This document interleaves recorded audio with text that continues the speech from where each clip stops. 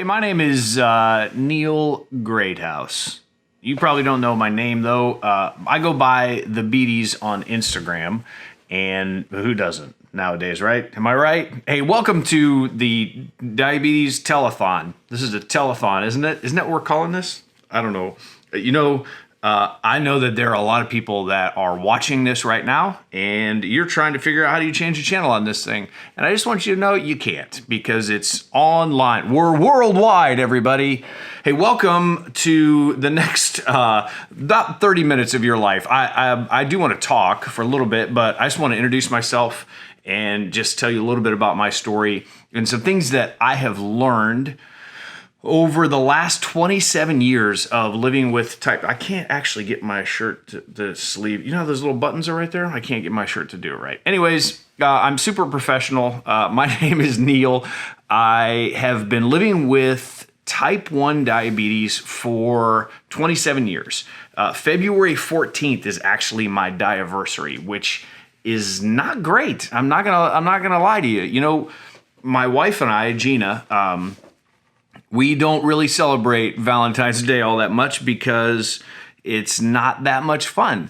But I try not to make it like Debbie Downer. I'll tell you my story and a little bit about how I got diabetes, and then I'll tell you a few things that I wish I had known at the very beginning, and then a few things that I'm learning along the way, and I might teach you something new along the way, may encourage you a little bit. I would love if at some point you have any questions, you could direct message me, DM, send me a message or whatever. On Instagram, I'm the Beaties, not the Beats. That's Dr. Dre, and I don't make that much money. So I got type 1 diabetes when I could actually say anything I want right now, and that's not fair. But truthfully, I got diabetes when I was in the United States Air Force. So I had about 4 years of training into a point, and then I began the flight training portion of my United States Air Force career. And oh gosh, it didn't go well. So we would get in these chambers, and they would simulate loss of cabin pressure. The cabin pressure would, if your plane is getting shot down, you're going to lose cabin pressure. Like if you see in the movies, you watch on Lost or these movies and everything, and everybody's screaming for like 45 minutes while it takes that long to fall out of the sky. It's not going to go like that. If your plane loses cabin pressure, the air is going to go like a cloud pretty quickly, and you're probably going to pass out in about 6 seconds. And that is what the Air Force calls time of useful consciousness. Welcome to a lesson in aeronautics, whatever this is. So what we did is they put us in these chambers, and they got us to build up a resistance to that passing out. And what they called it was your time of useful consciousness. The average person lasts about 4 to 6 seconds, and they trained us to get our tolerance level up into the high teens. So in those 10, 15, 20 seconds, you're putting masks on, you're continuing to work on the aircraft and whatever so you don't pass out. So they put us in these chambers all day long, and they would have in this one chamber, they would have the altitude at 40,000 feet, and in this chamber, they would have the altitude at 10,000 feet. And there would be this giant airlock door, and they would just have you practicing, and you're working on gear and equipment. All of a sudden they would pop that door and instantly drop you about 20,000 feet. And they did it day after day after day. So in that process, that's where I got sick. So type 1 diabetes does not run in my family. It's not anything that I knew about. I had no clue what it was. Now, I started to get really sick, but I didn't know what it was. Now, we worked so hard to get into that program. Looking back on it now, I was an idiot, but I waited 3 months to get any kind of help. I was sick. My roommates knew I was sick. I was losing a lot of weight. Every sign of diabetic ketoacidosis, or DKA, was in effect. Frequent urination. I was peeing everywhere all the time. Very thirsty, but the problem was I would go and get a Coke or a Dr. Pepper, and it's only throwing fuel on the fire. I was cramping up. I was losing a lot of sleep, blurred vision, which if you're trying to fly a plane, I don't know if this is how you fly a plane or not, but this, it's not good.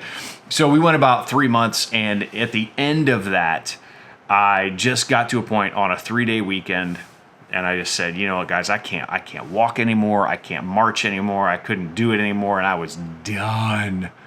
Why did my voice do that? I don't know. It was over, and I sat down on the side of the road, had my couple of my flight buddies, my roommates, call an ambulance, and they came and took me to the hospital, and they said, hey, you're dehydrated. We're going to put an IV in you. I was like, oh, thank God, I was just dehydrated. I need to drink more water, which, yes, but no.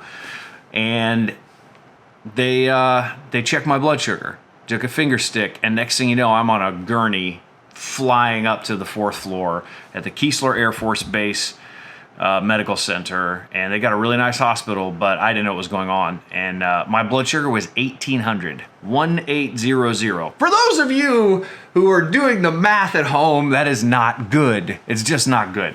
And it took a week to get my blood glucose stable, all of my numbers stable. My potassium was way out of whack. And I remember when my commanding officer came in, so my vision went.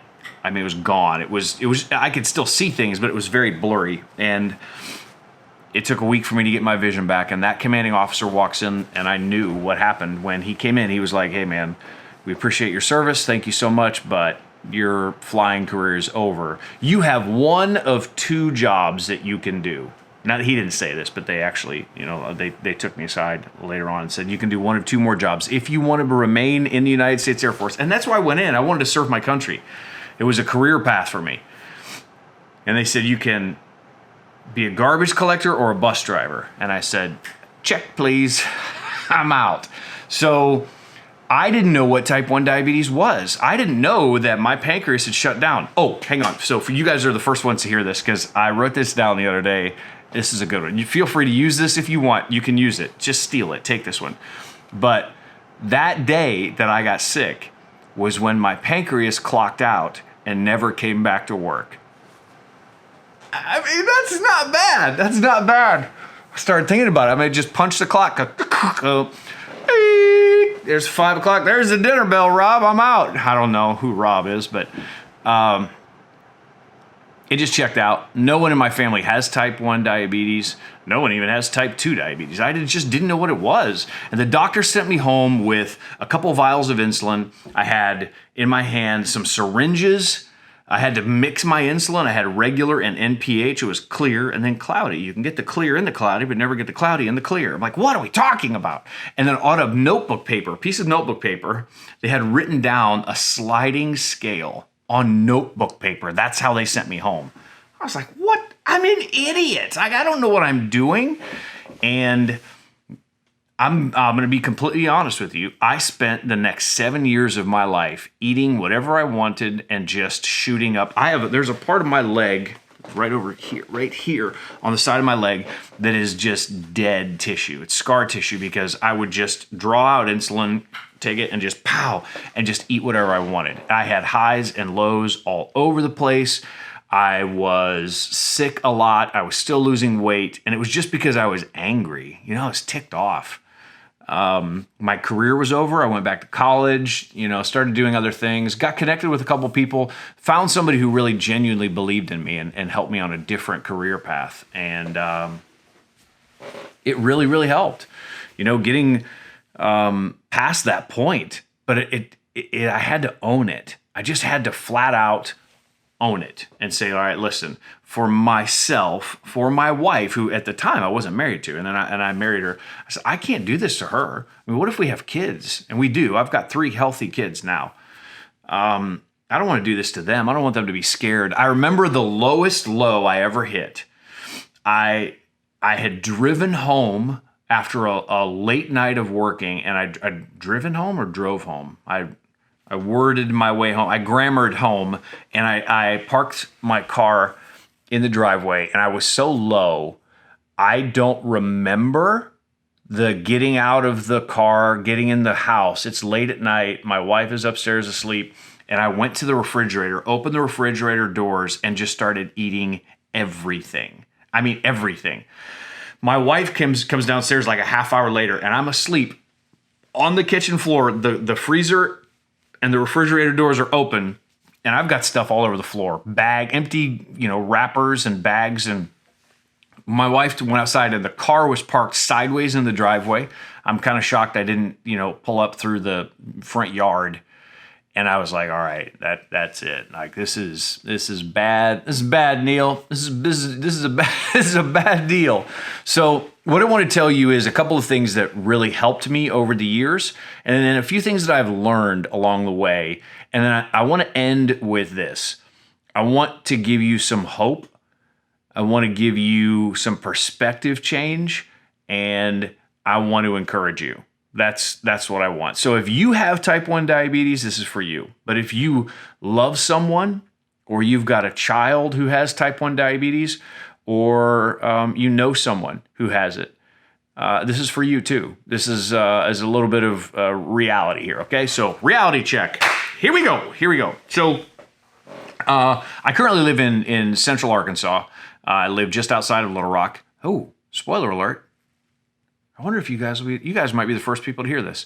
I am moving next year. Next year around May, we are moving to Columbus, Ohio, which is where we are originally from. I was born in Akron, 3 rooms away. 1, 2, 3. 3 rooms away at Akron General Hospital from where LeBron James is born. Yes, LeBron James. That's the same guy. So we're going back home next year. I can tell you more about that if you want to know. So one of the things that I learned right out of the gate is that there is no one holy grail, magic bullet, magic pill, the red pill or the blue pill, the green pill. I don't know which one. There is no such thing for type 1 diabetes. And I learned this by being around a lot of other people who have type 1, because I kept looking around, trying to figure out what is the one thing that is going to help. And there is no one thing. Now, that might sound discouraging. Be encouraged. But the real truth is, it's a combination of things, and it is whatever works for you.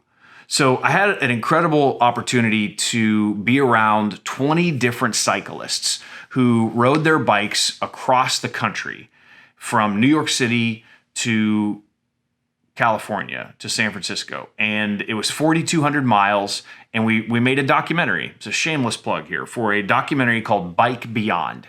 If you go to YouTube, we actually just released this the last week, October 22nd.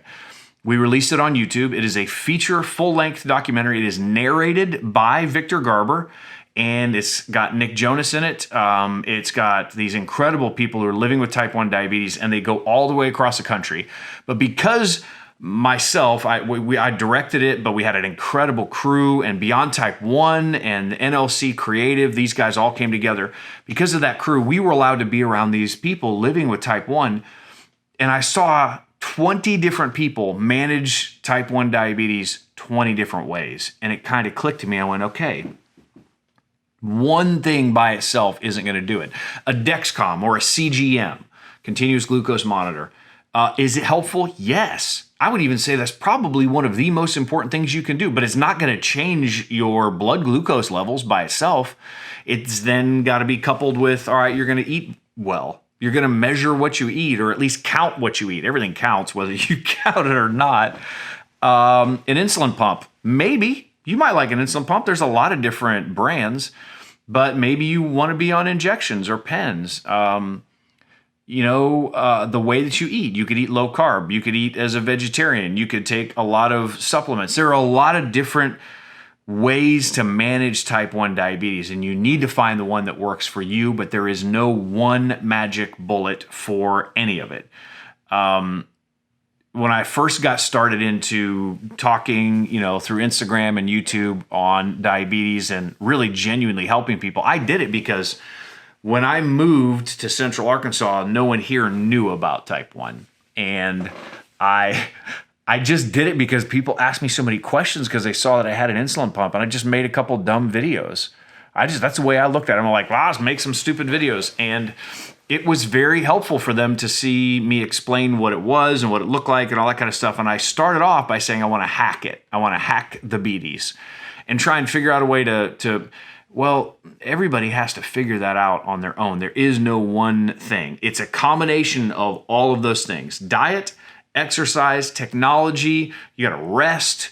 Then there's another one in there that I'll get to in a little bit. But somebody asked me one time, they said, what is the simplest thing that you've done to manage your type 1 diabetes? What is the simplest thing that you have done that made the biggest impact?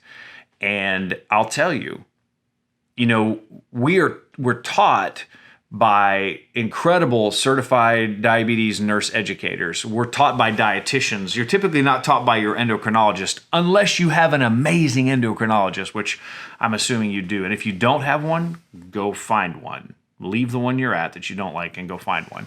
Because I had a bad endo for years, and I just changed it up one day and said, I'm going to go find one that's better. And I did, and it made a big difference. Somebody that's going to encourage you.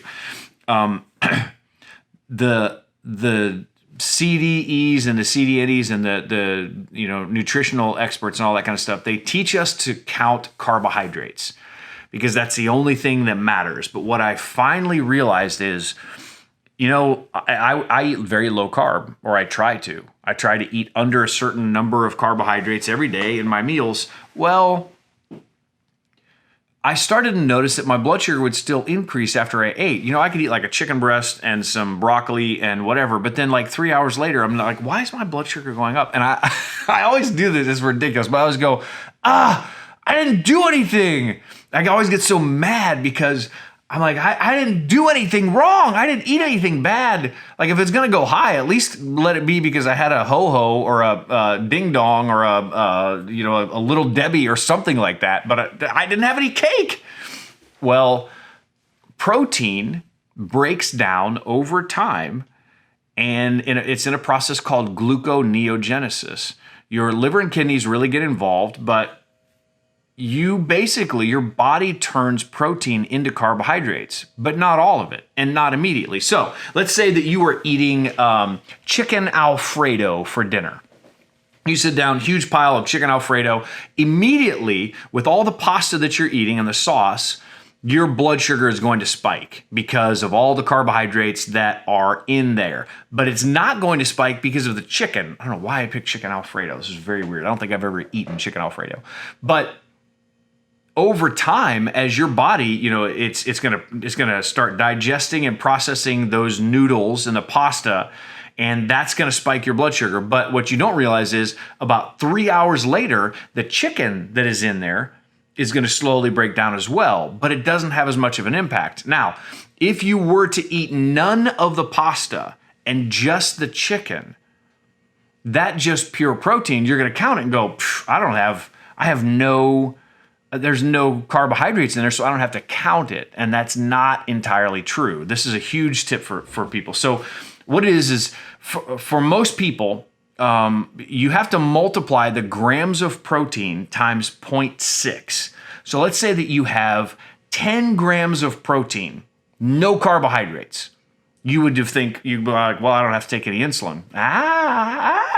You do. And here's what happens is at 3 hours, after you've eaten it, your body has started to break it down and you'll see a slow rise. So how much of that protein gets converted over to carbohydrates through that gluconeogenesis? Well, it is about 60%. So here's what's going to happen. I'm going to, and we'll just do it like this. I'll do, all right, so here it is, all right? So if you have 10 carbohydrates right there, you've got 10 carbohydrates, what you're going to do is you're going to multiply it times 0.6. That obviously is 6. That is how many carbohydrates will affect your body. That's what will happen between 3 and 5 hours after you eat it. So here's the way I do it. This is every single meal that I have. Let's say something has 10 carbohydrates and 20 grams of protein.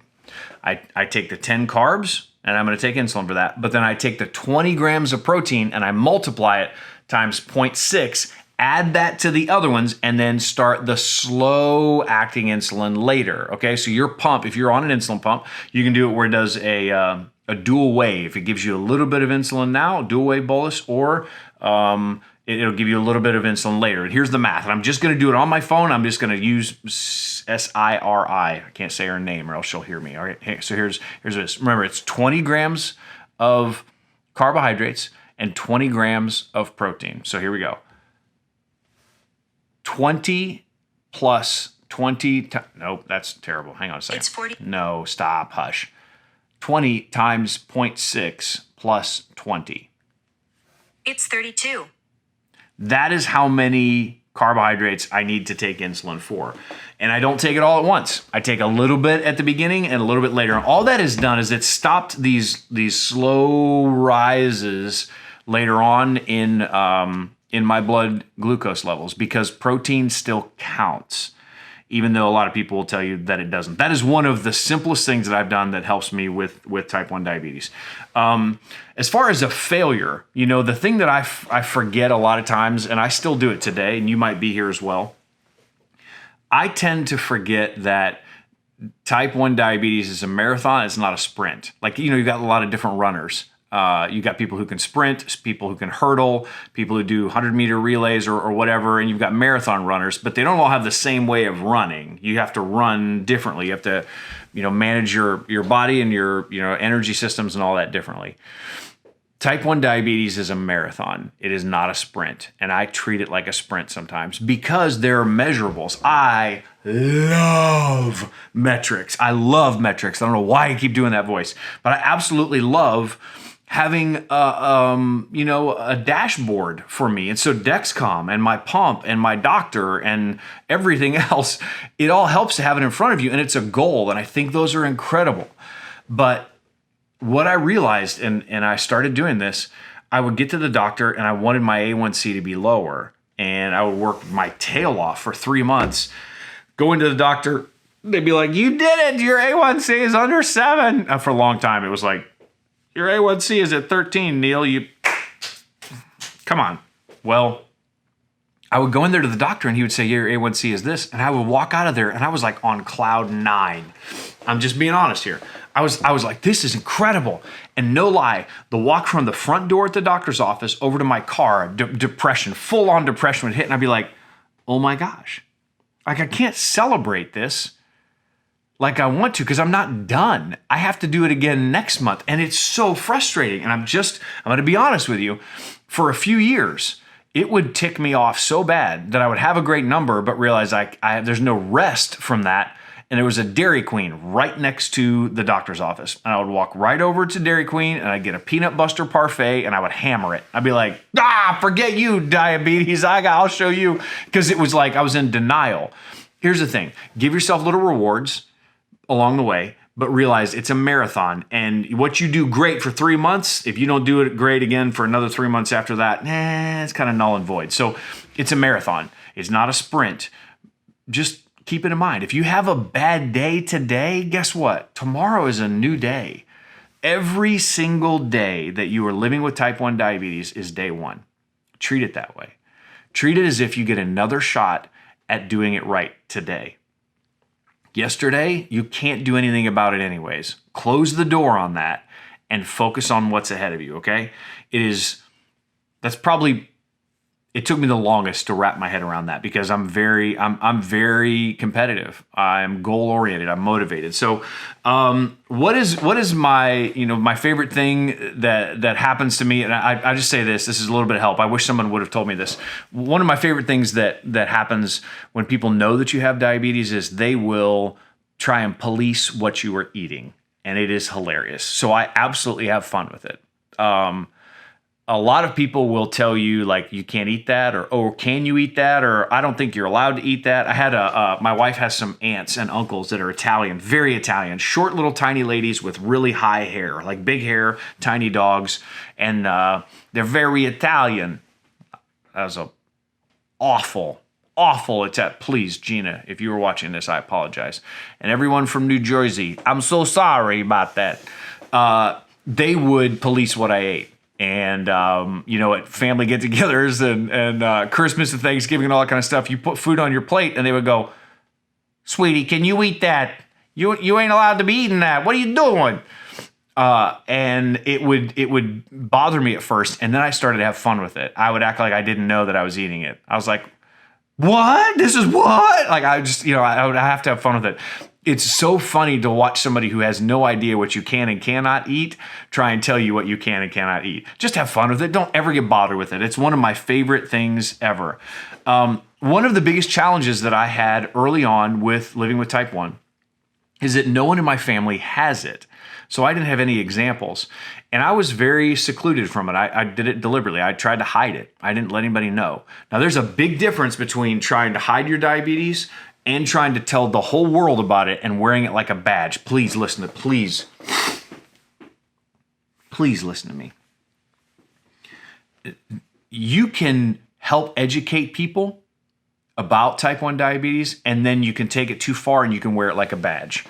I know people who will wear their Dexcom in the most visible public place, like on their body. I'm talking about not like at the library.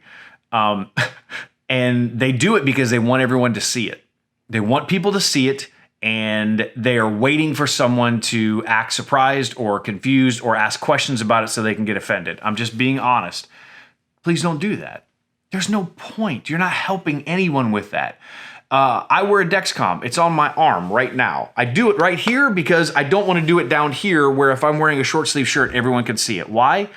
Because most people in general in public can't handle it.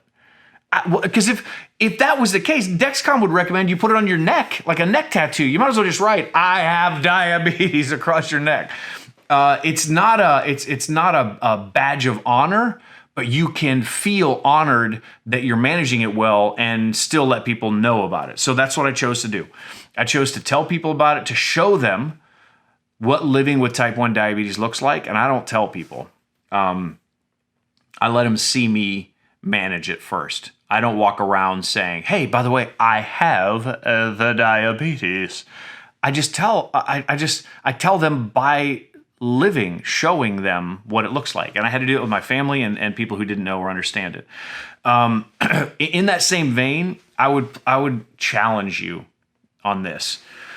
I've broken this. I've done this wrong. I've used diabetes as an excuse or a crutch sometimes to not do something or to get out of it. You know how like back in elementary school and junior high, if you didn't want to dress, if you didn't want to go to gym class, which I always did, loved it.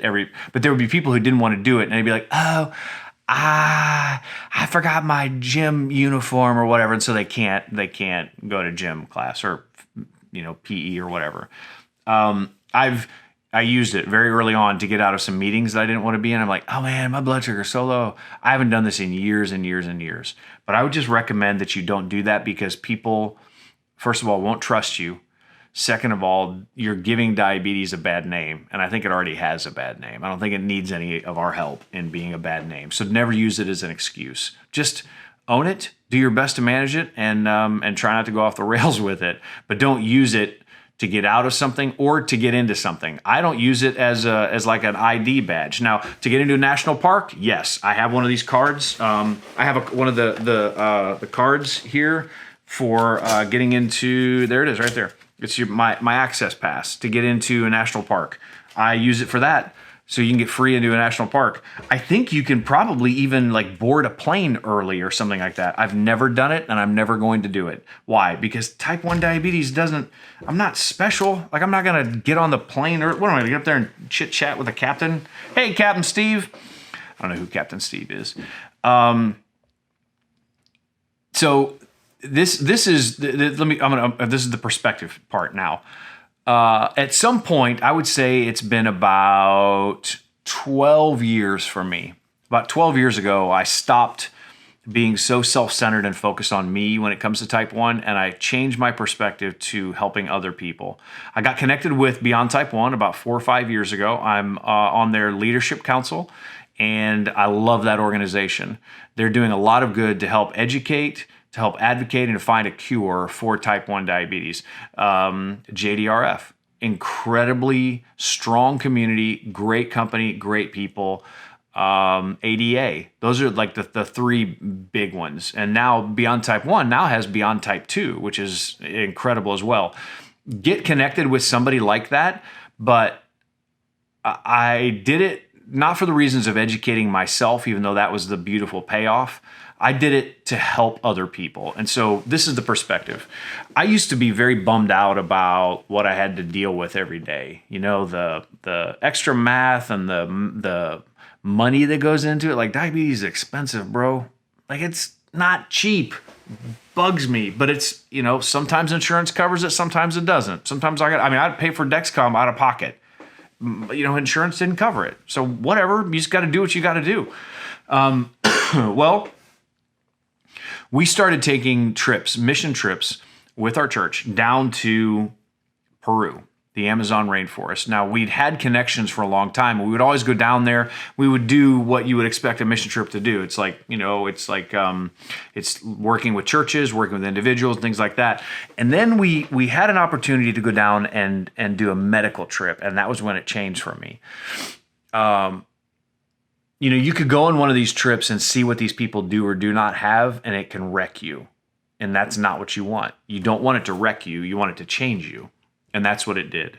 I let it change me, because you could go on one of these trips, go down to the Amazon rainforest, the most remote part of the jungle. They don't have refrigerators. They have generators that they will turn on in a village between 8 p.m. and 10 p.m. every night. They get 2 hours of electricity from one generator. That's it. And it could wreck you, or it could change you, and you could use what you learned there even back home here in the United States. And so that's what I chose to do.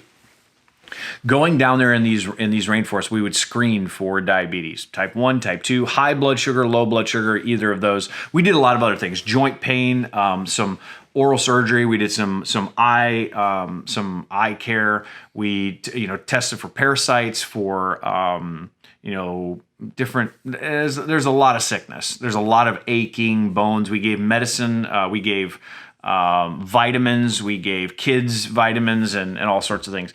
These are people who've never been to a doctor their entire life. We saw a lady, I think her name was Anna. Anna came in and she's 74 years old, sitting on the floor with her back up against the wall. She's holding onto a cane out front of her. She's got a hat down over her eyes. And it took her 14 days to get to this clinic visit that we did in a tiny, tiny village called Santa Rita de Castilla. And it's just off the Amazon. And she's never been to a doctor her entire life. And we checked her out, and she's stronger than any of us, more fit than any of us. We had a man who was 96 years old. 96-year-old man came in, and his blood sugar was fine. His heart rate was fine. His blood pressure was fine. Everything was incredible. But he's like, I got a headache. Like, okay, what's going on? Anything recent? What happened? He's like, I don't know. It just bugs me a little bit. Do you have anything for the pain so I can get it back out and work in my fields? We're like, okay. We're like, did you have an injury or whatever? He goes, well, I was on my roof 2 days ago, and I fell off and landed on my head, and it just bothers me because I want to be back out on my field working the land and like my farm. And I'm like, what in the world? These people are strong, and they also take for granted what they have, which is they have incredible joy, they have incredible perspective, and they're so thankful for these little things that they're walking around with pain and they've just gotten used to it. So we would test for diabetes, and Samuel came in. And he thought that he had diabetes because they know what it is, but they don't know if they have it or not. And he said he started to suspect that he had diabetes when he would pee out in the rainforest and ants and bugs would swarm to where his urine was on the ground. And he said, I didn't know why, but I knew something was wrong. Well, it's because there was a lot of sugar. He had a lot of glucose in his urine. And then another man said that the only way he could tell if his blood sugar was high is he would have to taste his own urine. And I know that sounds crazy, but they don't have glucometers. So we would take all this gear and equipment and give them all this stuff and did everything that we can to help them. And they're so thankful. But what I also realize is the most important thing that we can give them is education. Because if they keep eating the same junk, if they keep eating like potatoes and rice and plantains, their blood sugar is still going to be high. So you have to teach them, all right, if you test your blood sugar and we give them a glucometer, you guys donated. So many of you people donated meters and test strips and things like that, but they would check their blood. And if it's high, if it's between this range and this range, what do? You drink water, you walk around, you go see the doctor if you can. But if they don't have insulin, how do they manage it? And we had to get to the point where what we were giving them, number one, was education, but also encouragement. And this is when it hit me. It's maybe my second or third year of doing a medical mission trip there. And we would teach these people, put them in a big circle, and they're all gathered around. Some of them know Spanish, some of them don't. They know Quechua. They know it's an Indian language. It's indigenous tribes. There's like 70 some indigenous Indian tribes. So they're all gathered around, and there's translators there, and I'm explaining, here's a blood glucose meter. Here's how you do this. Here's how you do this. And I would tell them, listen, you need to watch what you eat. Don't eat these things. And they would get mad. They'd be like, can't believe it. I can't eat rice or I can't eat potatoes, just like we do in the United States, just like we do in most modern cities around the world. Well, it wasn't until I pulled my blood glucose meter out and checked my own blood that I get their attention. See, up until that point, I hadn't told them that I have diabetes. And I checked my blood in front of them, and they kind of they tilt their head and they look at you like, what are you doing? Why are you doing that? And I would show them the number, and I would say, okay, on your chart that we just gave you with your sliding scale, what should I do? Sometimes my blood would be high. Sometimes it would be low. And they would go, wait a minute, you're not in this perfect range. Like you're telling us, wait a minute. And I would say, listen, I have diabetes. Do I look sick to you? And they would go, no, we didn't even know you had it. I said, listen, you can live a healthy life with type 1 diabetes. You just have to take care of a few of these things. And it's going to seem more difficult, but you're going to be stronger for it, and we'll teach you how.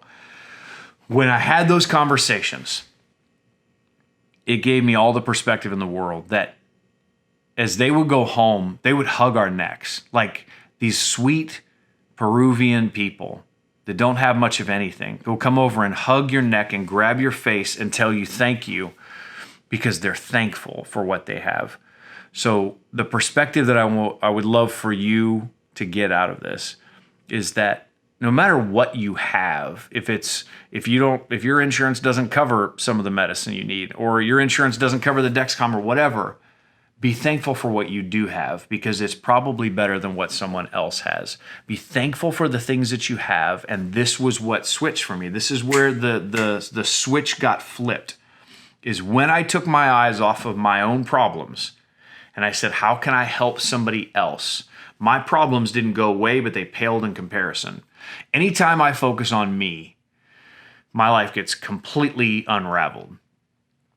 What I mean by that is I start to say, woe is me, I don't have this, I wish I had that, I'm not doing good enough of this, and the deck is stacked against me. But when I put my attention and focus on someone else, helping, encourage, do whatever I can to help someone else, my problems pale in comparison. And I would rather spend my entire life and energy helping other people, helping them have hope, helping encourage them, help educate them, and make them laugh a little bit and have fun.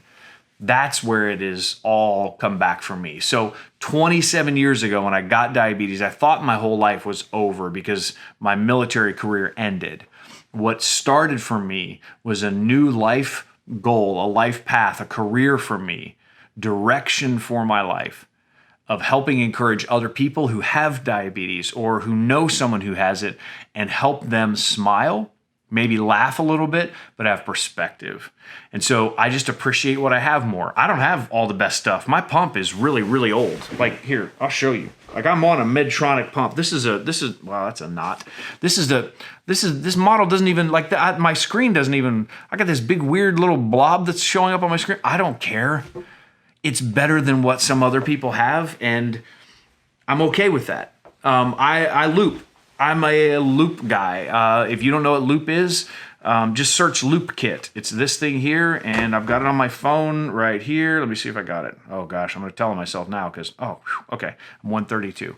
That's my blood right there. You can't see that, but trust me, it's there. I loop because it helps me to manage diabetes. Just do whatever you can with what you have and find someone else to encourage. Find someone else to give a little bit of hope to make them smile, and don't just tell people you have diabetes.